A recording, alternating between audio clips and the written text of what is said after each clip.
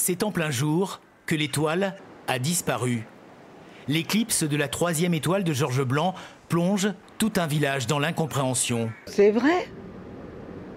Oh ben non, alors c'est pas normal. Hein.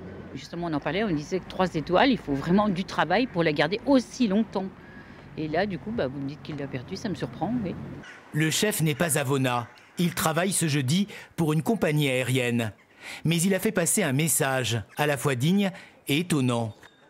C'est une surprise, mais on va faire avec.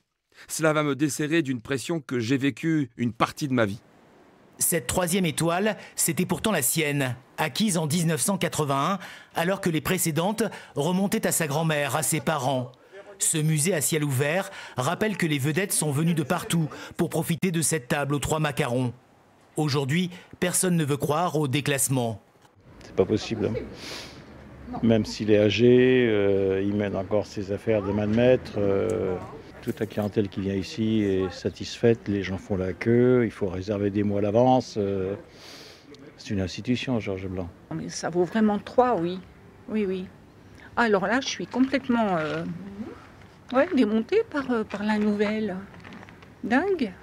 Les salariés sont aussi sous le choc. Ils le diront hors caméra.